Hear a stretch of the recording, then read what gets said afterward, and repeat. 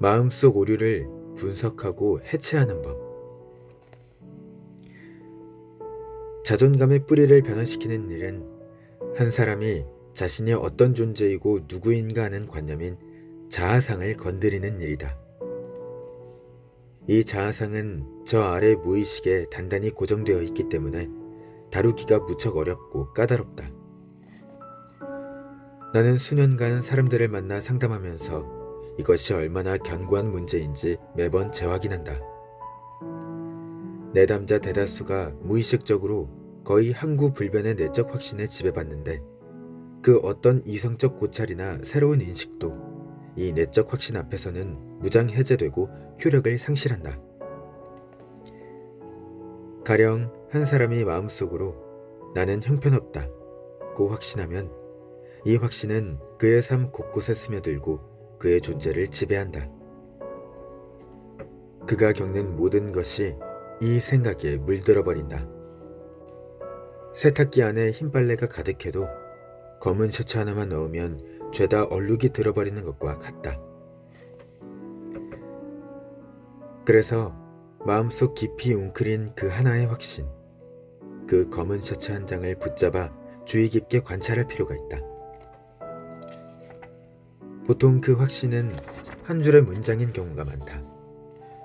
이 문장은 시도 때도 없이 우리 머릿속을 어지럽히는 온갖 자기 비하의 압축판이다.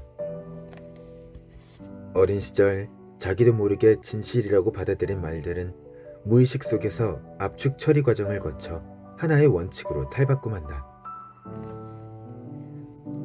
인간의 무의식은 몇 가지 핵심어와 단순한 그림을 재료 삼아 작동한다. 처리 속도가 눈 깜짝할 만큼 빠르기 때문에 복잡한 정보를 분석하거나 관리하지 못한다. 복잡한 일은 이성이 맞기 때문에 훨씬 정확하지만 반면에 속도는 더디다. 바로 이 이유 때문에 무의식이 인간의 행동에 엄청난 영향력을 행사할 수 있다. 또한 의식에 비해 훨씬 민첩하여 결국 한 인간의 생각, 말, 행동을 강력히 조종하고 주도한다. 무의식은 이성이 미처 깨닫기도 전에 저만치 앞서 나간다. 무의식 맨 밑바닥에 깔린 잘못된 확신. 이제 마음 깊은 곳으로 들어가 당신의 무의식 맨 밑바닥에 깔린 이 확신을 의식의 수면 위로 끌어올려 보는 시도를 하자. 가장 간단하고 좋은 방법은 몸 중심, 그러니까 배와 가슴 안쪽으로 주의를 집중하여 저 깊은 내면에서 자신이 스스로를 어떻게 바라보는지 파악하는 것이다. 나는 나를 무엇이라고 생각하는가? 이 질문을 듣고 맨 처음 떠올리는 대답은 무엇인가? 머리를 굴려 고민하고 따져서는 안 된다. 무의식은 아주 빨리, 몹시 효율적으로 일하기 때문에 10중 8구 지체 없이 답을 내놓을 것이다. 질문을 던진 순간 떠오른 그 대답, 그것이 당신이 찾던 답일 가능성이 높다. 복잡하고 분석적인 것도 아니다. 보통 아주 짧고 단순한 문장이 많다. 형편없어, 하찮은 것, 멍청이, 창피한 줄 알아. 이런 말들이다. 그리고 이것들이 가리키는 메시지는 하나다. 나는 남들보다 못났다. 당신이 평생 간직한 확신, 원칙이 결국 당신으로 하여금 그랬던 결론을 내리게 만든 셈이다. 남들보다 가치가 떨어지며 남들보다 열등하다는 결론.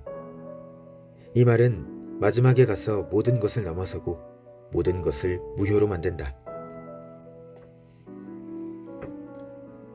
이 확신은 철저히 틀렸다. 세탁기 안에 잘못 들어간 검은 티셔츠일 뿐이다.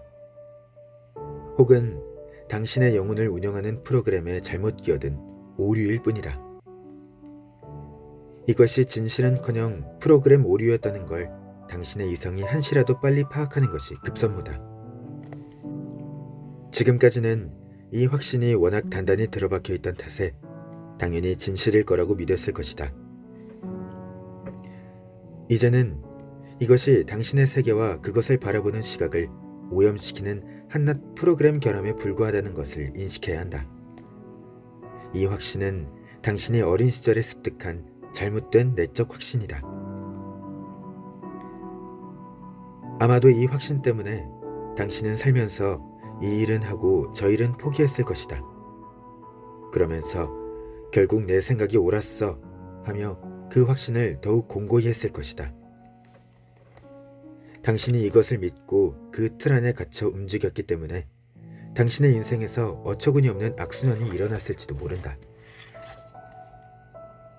이 사실을 지금 당신이 깨닫고 인식하는 것은 매우 중요하다.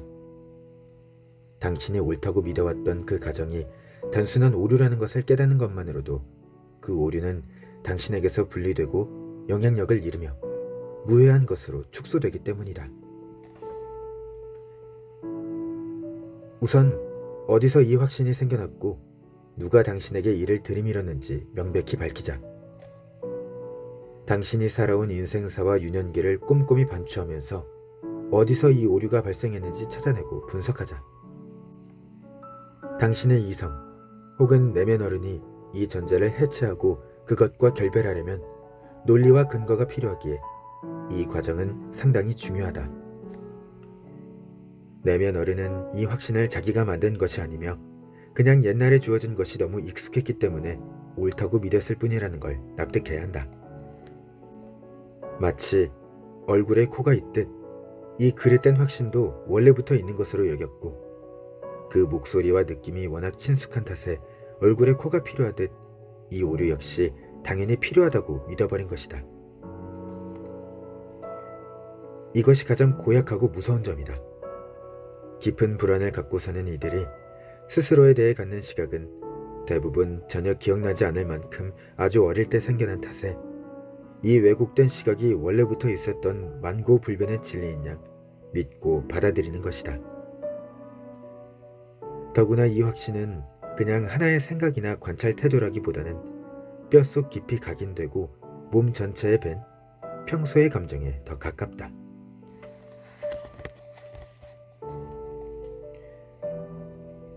부모를 향해 화를 내도 될까?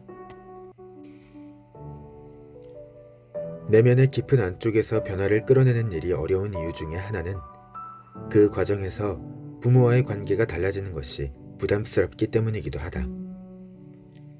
앞에서도 언급했지만 부모와 형성한 애착이 경우에 따라 그 사람의 변화와 성장을 가로막는 걸림돌이 되기도 한다. 내면 아이가 자신이 실제로 겪은 육아 환경이 어떤 것이었는지 깨닫고 나면 가족을 버려야 할지도 몰라 두려워하기 때문이다. 무엇보다도 부모를 향해 화를 내도 될지 망설인다. 그렇게 부모와의 관계를 지키느라 갈 곳을 잃은 분노는 결국 자기한테로 향한다. 자식이 부모에게 품는 충성심은 사랑을 지켜주는 최소한의 끈이다. 어린 시절 부모 밑에서 살아남기 위해 혹은 그 시절을 그저 견뎌내기 위해서라도 필요했던 최소한의 장치를 포기하기는 쉽지 않다. 아이에게 부모는 완벽한 존재여야 한다. 최소한 어떤 부분이라도 그래야 한다. 자기 부모를 보호하려는 이런 강박은 어른이 되어서도 좀처럼 사라지지 않는다. 나에게 상담을 요청했던 한 여성은 자신을 마음속 깊이 증오했고 이것을 도무지 바꿀 수 없어 힘겨워했다. 그렇게 자신을 증오하면 어떤 이득이 있냐는 내 질문에 그녀는 이렇게 답했다. 최소한 가족을 지킬 수 있잖아요. 그녀가 품은 자기 증오는 스스로를 해치고 싶은 충동으로 발전했고 이것이 그녀를 두렵게 했다. 그나마 그녀는 이 분노가 원래 부모에게 가야 할 것이라는 걸 어렴풋이나마 감지했다. 하지만 그 화를 정말 부모를 향해 표출한다면 부모와의 관계가 어떻게 되겠는가? 부모를 빼고 나면 자기에게 남는 사람이 어디 있단 말인가?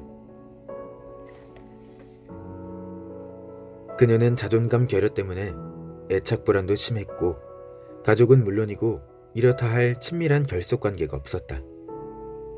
그런 애착 욕구를 실행하고 해소할 기회도 없었다. 자기 불안이 있는 사람들이 그렇듯 이 여성 역시 부모와의 애착에서 악순환이 반복되었다. 그녀는 부모에게서 정서적으로 분리되기가 무서웠기 때문에 그들과의 관계를 간신히 유지하기 위해 차라리 자신에게서 잘못을 찾고 부정적인 자아상을 더욱 강화했다.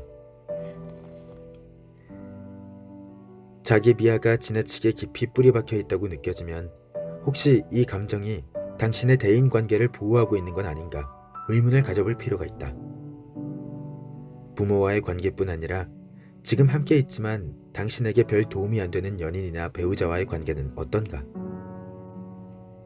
당신이 나쁘지 않다는 합리적인 증거가 아무리 줄줄이 나타나도 당신의 자아상을 한순간에 부정적으로 만들어버리는 감정적인 이유가 혹시 거기 있지는 않은가?